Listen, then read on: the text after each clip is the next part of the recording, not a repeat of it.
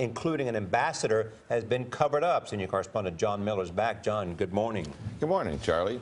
Some of the State Department's own agents are charging that investigations were manipulated to protect careers or to avoid scandal. At least one is charging when they investigated a series of cover-ups, it was covered up.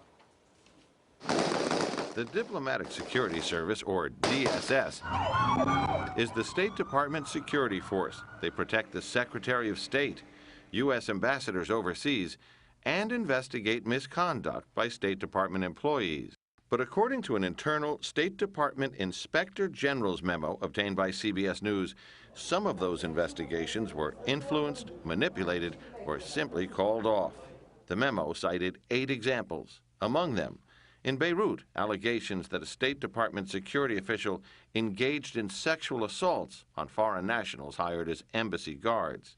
Allegations that members of former Secretary of State Hillary Clinton's protective security detail engaged prostitutes while on official trips in foreign countries, and that the problem was endemic. In Baghdad, information that an underground drug ring operating near the U.S. Embassy supplied State Department security contractors with drugs. Aurelia Fidenicin was an investigator for the State Department's internal watchdog agency, the Inspector General. We also uncovered several allegations of criminal wrongdoing in cases, some of which never became cases. In each case, DSS agents told the Inspector General's investigators that higher-ups told them to back off. We were very upset. We expect to see influence, but the degree to which that influence existed and how high up it went was very disturbing.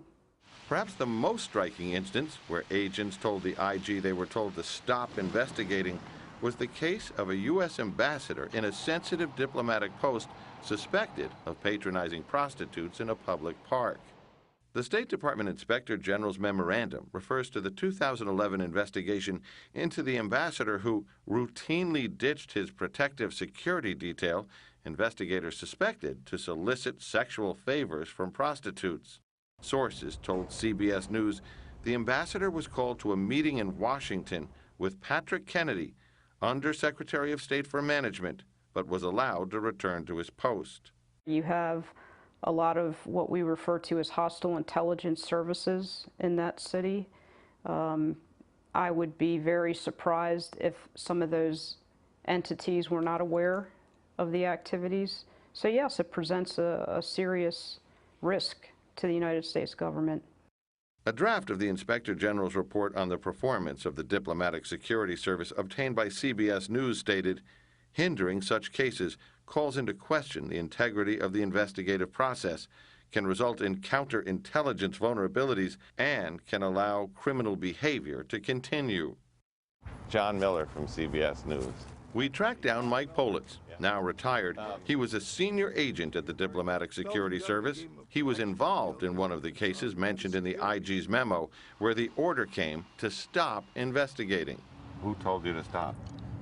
Well, I got the information through my DS channel, but it came from somebody higher than DS, I'm sure. According to Fidenicin, when a high-ranking State Department security official was shown a draft of their findings that investigations were being interfered with by State Department brass, he said, "This is going to kill us." But in the final report, all references to specific cases had been removed. My heart really went out to the agents in that office because they really want to do the right thing. They want to investigate the cases fully, correctly, accurately, and they can't. Fidenicin, who was a DSS agent for 26 years, was part of the IG's team that prepared the draft report and is now a whistleblower. She's had discussions about her concerns with Congress.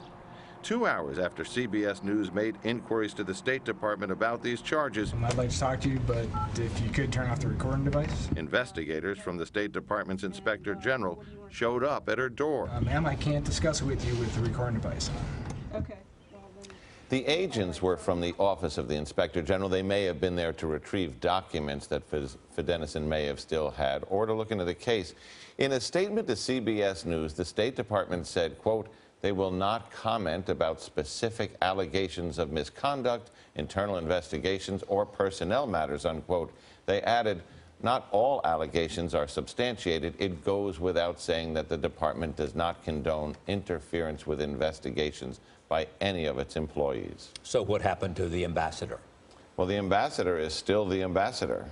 In that case, he was read the riot act by one of the top State Department officials and told to knock it off. So at the heart of this, too, is that a number of these investigations were covered up. Is that right? That's the theme that runs through the IG's memorandum that did not make it into their final report. And what about the agents who protected Secretary of State Hillary Clinton? So in that case, 4 of them got a 1-day suspension and were removed from the security detail, and others were admonished and allowed to stay. But I think when you measure that against what we saw in the Secret Service case, it was a lot less. I think the other thing we learned in digging into this is, allegedly, when Secretary of State Clinton asked after the Secret Service scandal, do we have any problems like that, she was told no. Did they pursue any investigations? Well, what's going to happen now is, and that's very important, Charlie, we spoke to senior State Department officials last week who said, look, we understand that people have different views about this, so we've asked the Inspector General, and they have agreed to hire professional criminal investigators into their inspections division to review all of the cases you mentioned and more to determine if they're being handled properly. John Miller.